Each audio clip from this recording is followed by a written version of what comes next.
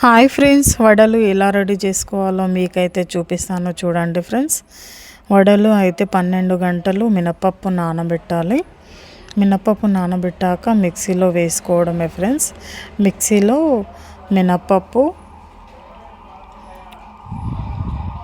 పచ్చిమిర్చి, అల్లం వెల్లి పేస్ట్, కొంతమంది కొత్తిమీర అలా కూడా వేసుకుంటారు ఫ్రెండ్స్. నేనైతే ఏం వేయట్లేదు. పచ్చికాయలు, అల్లం వెల్లి పేస్ట్, ఉప్పు, తగినంత ఉప్పు వేసుకొని గ్రైండర్ పట్టుకోవడమే ఫ్రెండ్స్. వాటర్ వేయకుండా పట్టుకోవాలన్నమాట. ఇలా వస్తుంది, మనము మంచిగా వస్తుంది ఫ్రెండ్స్. మంచిగా చేసుకోవచ్చు. హోటల్లో ఉన్నట్టు మన వడలు కూడా ఎలా రెడీ చేయాలో చూపిస్తాను చూడండి. ఆయిల్ అయితే చిన్న మంట మీదనే ఆయిల్ అయితే డీప్ ఫ్రై కావాలండి. మంచిగా వేగాక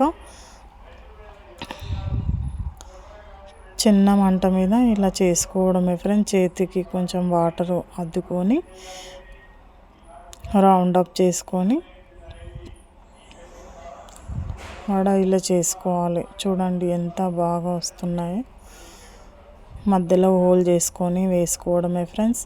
చాలా బాగా వస్తాయి. టేస్టీ వడ అయితే రెడీ అయిపోతుంది.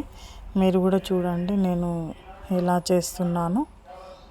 ఈజీ అండి, ఏదైనా చేసుకోవడం చాలా ఈజీ కానీ కొంచెం కష్టపడాలి. మనం తినడానికి కదా ఫ్రెండ్స్ చేసుకునేది. ఎంత బాగుందో చూడండి. మంచిగా వేగాయి చూడండి. నచ్చితే మాత్రం లైక్, షేర్, సబ్స్క్రైబ్ చేసుకోండి. ఇందులోకి పల్లి చట్నీ, మిరపపొడి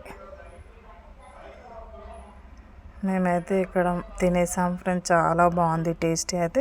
మీరు కూడా ఆలస్యం ఎందుకు, మీరు కూడా చేసుకోండి. నచ్చితే లైక్, షేర్, సబ్స్క్రైబ్ చేసుకోండి.